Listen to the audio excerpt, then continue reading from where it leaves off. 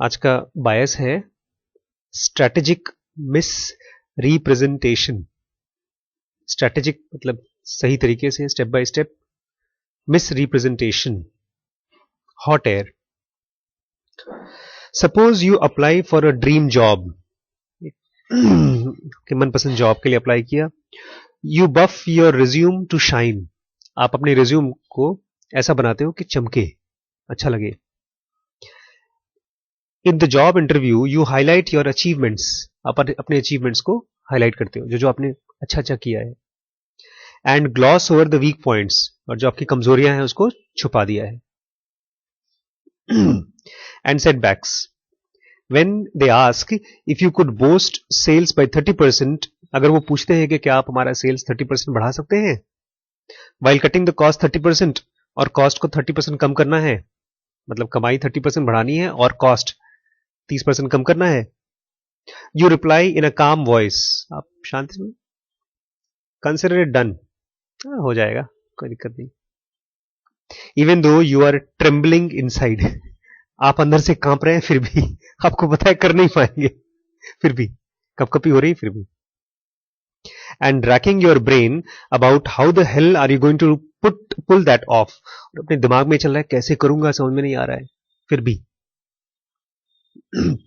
You do and say whatever is necessary to get the job, आप बोलते हो जो कुछ भी बोल करके काम हो जाए, कम से कम नौकरी तो मिले मुझे, बाकी बाद में देखेंगे। You concentrate on wowing the interviewers, आपका फोकस क्या है, सच्चाई पर नहीं है कि कैसे मैं अपने इंटरव्यूअर को खुश कर लूं। द डिटेल्स विल फॉलो, और बाकी तो बाद में देख लेंगे। You know that if you give even semi-realistic answers, you will put yourself out of the race. और अगर आपको लगता है अगर सच सच बता दिया, जरा बहुत भी सच्चाई के पास बता दिया, तो मुझे निकाल देंगे रेस से, जॉब से। ठीक है। Next, imagine you are a journalist, आप एक जर्नलिस्ट हैं, and have a great idea for a book, और किताब का बहुत अच्छा आइडिया है आपके पास।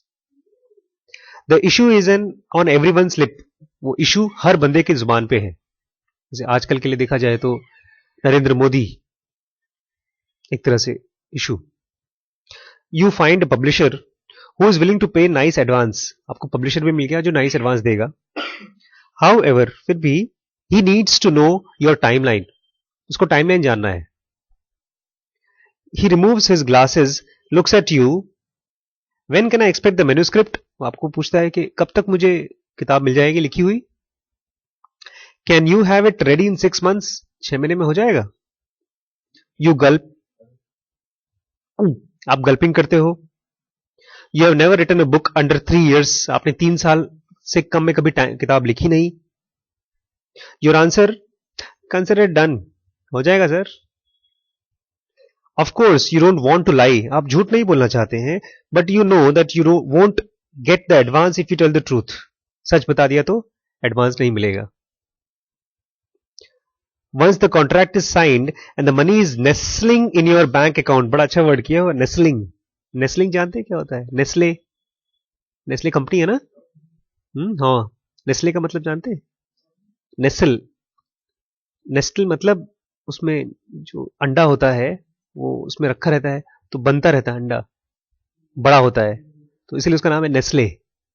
तो हाँ, तो नेस्लिंग मतलब आपका पैसा आराम से जब आपके उसमें पहुंच गया, घोंसले में पहुंच गया है, जब पैसा मेरे पास आ जाएगा तब देखेंगे क्या करना है। When the money is nestling in your bank account, you can always keep the publisher at the bay for a while. उसको फिर टालते रहेंगे, बता देंगे कि हो जाएगा हो जाएगा हो जाएगा। You are a writer and you are a great at making up stories. आप राइटर हैं, कहानियां बनाना तो आपके खून में है।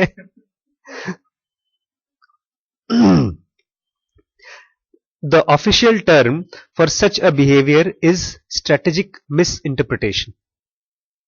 स्टूडेंट्स के लिए अगर पूछा जाए तो पिताजी पूछेंगे, खराब नंबर आए इतने, 60% पाया है, अगला एग्जाम 6 महीने बाद है, कितने मिलेंगे? अच्छे मिलेंगे। 90+ आ जाएंगे?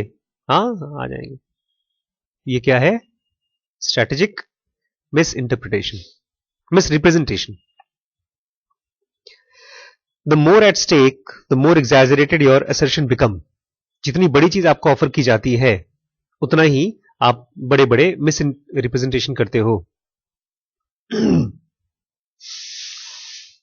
Strategic miss representation does not work everywhere, सब जगह काम नहीं कर पाता है।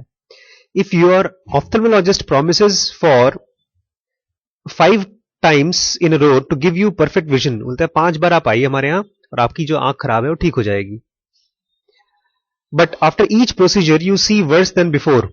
हर बार प्रोसीजर पे गए, आंख ऑपरेशन कराया लेकिन और खराब हो गई आंख।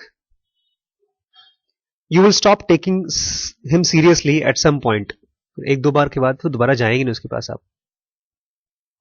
However, when unique attempts are involved, जब कुछ खास चीज इन्वॉल्व होती है, strategic misrepresentation is worth to try।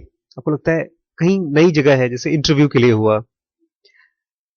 As you saw above, a single company isn't going to hire you several times.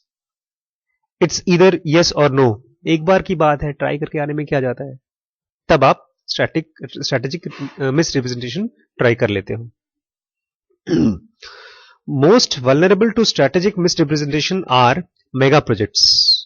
इसकी जब मैंने ये सुना था तो मैं शॉक्ड हो गया था। इसके बारे में मैंने सुना था डानियल कानामैन से। मेगा प्रोजेक्ट्स, जैसे हमारे यहाँ लखनऊ में हुआ था एक मेगा प्रोजेक्ट, करीब 1,500-2 हजार करोड़ का मूर्तियां जो लगी थी मायावती जी की अंबेडकर पार्क। ऐसा क्यों होता है मेगा प्रोजेक्ट्स में, जहां पर सबसे पहली चीज अकाउंटेबिलिटी इज डिफ्यूज। जिम्मेदार कौन है उस प्रोजेक्ट का, कुछ क्लियर नहीं है, वो डिफ्यूज्ड है। अकाउंटेबल कौन है, डिफ्यूज है। डिफ्यूज मतलब क्लियर नहीं। For example, if the government that commission the project is no longer in power, जो प्रोजेक्ट गवर्नमेंट ने बोला कि चालू करेंगे, अब वो हार गए, पावर में है ही नहीं। Second, many businesses are involve leading to a mutual finger pointing. अगर एक बिजनेस नहीं है उसमें 8-10 बिजनेस है, तो एक दूसरे पर उंगली उठाता है कि उनकी गलती थी, उनकी गलती थी, उन्होंने मुझे लेट माल भेजा तो हमने लेट काम शुरू किया, ठेकेदार नहीं आया, एटसेट्रा एटसेट्रा एटसेट्रा। तो many businesses are involved leading to mutual finger pointing, एक दूसरे पर फिंगर पॉइंटिंग चलती है। And third, the end date is a few years down the road, और काम कब तक खत्म होगा, कुछ साल। No one knows more about large-scale projects than Oxford professor Bent Flyvbjerg, उसका नाम है FLYVBJERG, Flyvbjerg। Why are costs and scheduled overrun so frequent? तो जो भी प्रोजेक्ट का कॉस्ट होता है और टाइम होता है वो बढ़ जाता है हमेशा, जितना लगा सोचते हैं उससे कहीं ज्यादा बढ़ जाता है। आज हम लोग सोच रहे थे कि अपना मकान बनवाएं, हमारी अगले महीने से इस मकान का रेंट 10% बढ़ रहा है या 5% बढ़ेगा कुछ, तो हम लोग सोचते हैं यार सैलरी मतलब खर्चा ज़्यादा हो रहा है, तो हम लोग अपना मकान बनवाएं।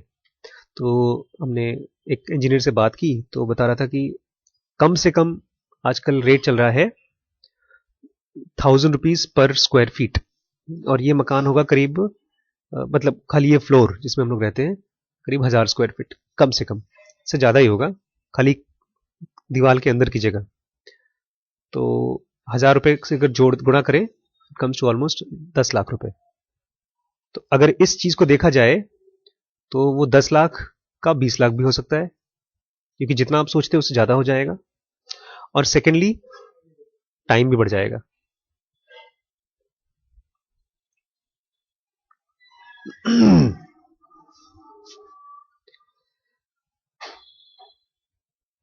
तो ऐसा क्यों होता है, because it is not the best offer overall that wins. ऐसा क्यों होता है कि प्रोजेक्ट्स, कोई बात नहीं, प्रोजेक्ट्स टाइम को और बजट को ओवर रन कर जाते हैं, क्योंकि इट इज नॉट, ये बड़ा अच्छा सेंटेंस है, ये बारीकी से ध्यान दीजिएगा, it is not the best offer overall that wins. जो बेस्ट ऑफर आता है वो जीतता है, ऐसा नहीं है। It is whichever one looks the best on the paper, जिसका सबसे अच्छा ठेका आता है। इसको समझिए फिर से। एक मान लीजिए गवर्नमेंट का प्रोजेक्ट आया कि फला फला गांव में इंटीरियर में एक हॉस्पिटल बनेगा, और उसमें टेंडर जो सबसे सही दिखाई देगा वो उसको दिया जाएगा टेंडर। ना कि जो सबसे अच्छे डॉक्टर होंगे उनको। It is not the best offer that wins, it is the best offer that looks on the paper that wins. इसका मतलब यह है, मान लीजिए हम दो लोग हैं और आप गवर्नमेंट हैं, और हम दोनों अर्जी देते हैं कि भाई आप हमको पैसा दीजिए, हम गांव में हॉस्पिटल चलाना चाहते हैं। तो मान लीजिए ये मुझसे ज्यादा अच्छे डॉक्टर हैं, ये अच्छे से मरीजों को ठीक कर पाते हैं, ये कम पैसे की दवाई मरीजों को दे पाते हैं, लेकिन मैं जब कॉन्ट्रैक्ट के लिए पेपर बनाने हैं, तो अगर मैं अच्छे से पेपर बनाता हूं और मेरा जो कॉन्ट्रैक्ट में एक होता है बिडिंग, वो मेरा कम पैसा हो गया, मतलब आपसे मैं कम पैसा लूंगा, इनसे ज्यादा कम लूंगा आपसे, तो गवर्नमेंट उसी को दे देगी। गवर्नमेंट ये नहीं चेक करती कि उसमें कौन कौन से लोग इन्वॉल्व हैं, उसको अच्छे से कर पाएंगे कि नहीं कर पाएंगे। मतलब जब आप एग्जाम देते हैं तो टीचर ये नहीं देखती कि आपकी जानकारी कितनी अच्छी है, वो ये देखती है कि आपने पेपर में कितना अच्छा लिखा है। It is not the best that wins, it is what the best looks on the paper that wins. इसको Flyvbjerg calls reverse Darwinism. Darwinism क्या है? डार्विन को जानते हैं आप, चार्ल्स डार्विन, एवोल्यूशन। वो कहते थे जो स्पीसीज, जो प्रजाति जानवरों की सबसे ज्यादा अच्छी अडॉप्ट कर सकती है, अच्छी होती है, वही बचती है, बाकी सब खत्म हो जाते हैं। जैसे घोड़े जिराफ बन गए क्योंकि उन्होंने अपनी गर्दन ऊंची कर ली। तो रिवर्स डार्विनिज्म क्या? दुनिया, बिजनेस की दुनिया में जो सबसे खराब होते हैं वही जीतते हैं। मतलब अगर दो लोग हैं, अभी आगे आएगा, whoever produces the most hot air will be rewarded with the project। hot air मतलब धुंध, जो साफ साफ नहीं बताए, धुंधला कर दे, वही जीतेगा। However, is strategic misrepresentation simply brazen deceit? क्या ये धोखा है कि जब आप किसी को धुंधला बताते हैं तो क्या धोखा है? Yes and no, हाँ और ना। Are women who wear makeup fraud? जो औरतें मेकअप लगाती हैं, क्या वो फ्रॉड है, धोखा है? Yes and no, हाँ और नहीं। Objectively they are, देखा जाए तो उन्होंने धोखा किया है, उनकी जो शक्ल में ढेर सारे दाने हैं उसको फाउंडेशन से छुपा दिया है। या एक बंदा पोर्श ले जाता है, Porsche to signal financial prowess liars. अगर कोई बंदा किराया पर एक बड़ी महंगी कार लेके जाता है अपनी गर्लफ्रेंड को, या तो किसी बिजनेस मीटिंग में जा रहा है, उसने किराए की एक कार ले ली, बड़ी सी किराए का सूट ले लिया, तो क्या ये झूठ है? Yes and no. Objectively they are, देखा जाए तो झूठ है, क्योंकि जो वो नहीं है वो दिखा रहे हैं। बट प्रॉब्लम क्या है? The deceit is socially acceptable.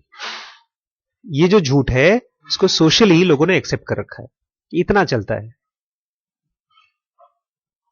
So we don't get work up about it, इसलिए हम बहुत बॉदर नहीं करते। जेनोगा इसमें बड़ी खास चीज है।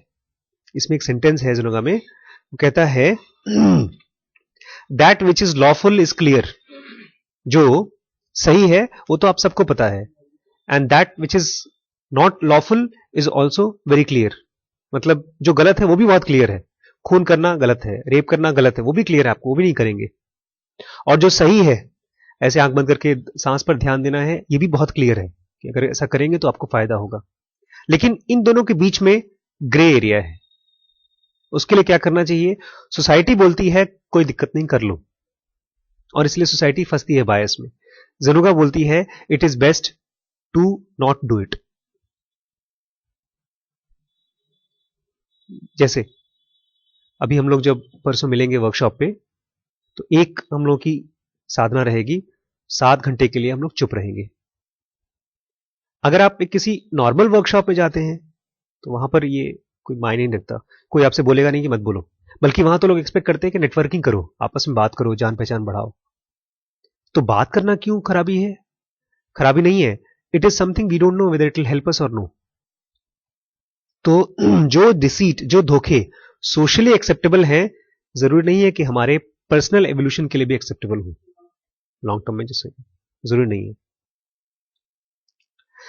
The same counts for strategic misrepresentation. तो यही चीज स्ट्रैटेजिक मिसरिप्रेजेंटेशन के लिए भी सही है कि जो चीज सोशली पिताजी ने बोल दिया ठीक है, पापा ने कहा लो 100 रुपए लेके जाओ, और 50 रुपए की चोरी पापा डांटते नहीं है, तो वो करते रहो। तो इन मेनी केसेस बहुत बार ऐसा होता है स्ट्रैटेजिक मिसरिप्रेजेंटेशन इज हार्मलेस, उससे बहुत नुकसान नहीं पहुंचता। 50 रुपए की चोरी हो गई या औरतों ने मेकअप लगा लिया, इससे क्या फर्क पड़ता है। However, for things that matter such as your health or future employees, you must be on your guard. अगर डॉक्टर आपको बेवकूफ बना रहा है, नहीं नहीं ठीक हो जाएगा, खाओ खाओ, उसको पता ही नहीं है, then you should be at guard. या आपकी बहुत अच्छी कंपनी है, उसमें बहुत इंपॉर्टेंट जगह खाली है, तो किसी को भी नहीं दे देंगे आप। जिसको बंदे को काम नहीं आता और आपको झूठ बोल रहा है कि कर लूंगा, तो उसको आप नहीं दे सकते काम पर, इसलिए आपको ध्यान रखना पड़ेगा। You should be at guard. Dealing with a person, a first-rate candidate, an author or ophthalmologist, आंख का स्पेशलिस्ट, इन सब के लिए आपको ध्यान देना पड़ेगा। Don't go by what they claim. कोई बंदा क्या क्लेम कर रहा है उस हिसाब से मत जाओ। Look at their past performances. उनकी ट्रैक हिस्ट्री देखो, उन्होंने पहले कर पाए या नहीं कर पाए, पहले कितना किया है। When it comes to projects, जब जब बड़े बड़े प्रोजेक्ट्स के बारे में बात होती है, consider the timeline, benefits and costs of similar projects. अगर एक पुल बनने का प्रोजेक्ट है तो आप देखो इस तरह के दूसरे पुल कहां बने हैं, कब चालू हुए थे, कब बंद हुए थे, क्यों दिक्कत हुई थी, कितना पैसा लगा था, ये सब चीज आप टैली करो। And grill anyone whose proposals are much more optimistic. Grill मतलब जानते हैं, GRIL, ग्रिल सैंडविच। हाँ, तो जो बोल रहा है बड़े ऑप्टिमिस्टिक तरीके से बोला, अरे सर 2 साल का प्रोजेक्ट है, मैं तो 1 साल के अंदर कर दूंगा, और 10 करोड़ का है मैं तो 5 करोड़ में करके दे दूंगा। उसकी खूब ग्रिलिंग करो, सिकाई करो। अच्छा कर लोगे, कैसे करोगे बताओ, माल कहां से लेकर आओगे, तुम्हारे पास टीम कहां है, खूब खूब खूब, इतनी आसानी से उसकी बात पर विश्वास मत करिए।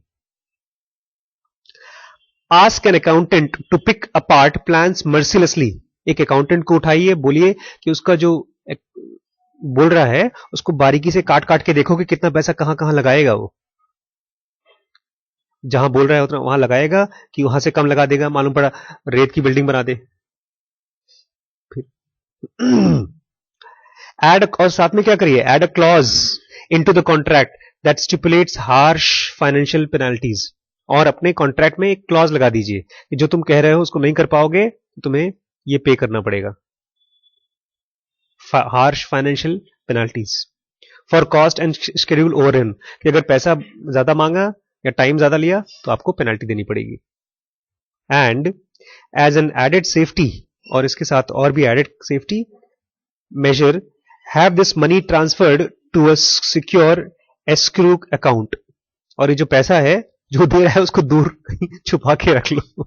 बेसिकली स्ट्रैटेजिक मिस रिप्रेजेंटेशन बोलते हैं इसको, कि जब नहीं पता होता या पता भी होता है तो क्लियरली जब आप नहीं बोलते कि मैं कितना कर लूंगा कितना नहीं कर पाता हूं। ऐसा बहुत बार हम लोग करते हैं जब हम जॉब का इंटरव्यू देने जाते हैं। जब मैंने एक बार एक डॉक्टर की जॉब से दूसरी हॉस्पिटल की जॉब में जाने वाला था तो मैंने अपनी बायोडाटा को कलर्ड बना लिया, और जो जो मैं काम जानता था हॉस्पिटल में वो सबको खूब बड़े बड़े से लिखा, और जो मैं नहीं जानता था वो सब हटा दिया। वो सब मुझसे एक्सपेक्टेड था करने के लिए।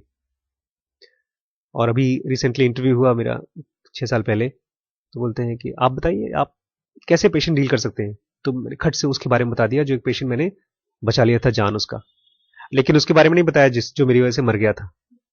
तो इसको बोलते हैं स्ट्रैटेजिक मिस रिप्रेजेंटेशन। ठीक है।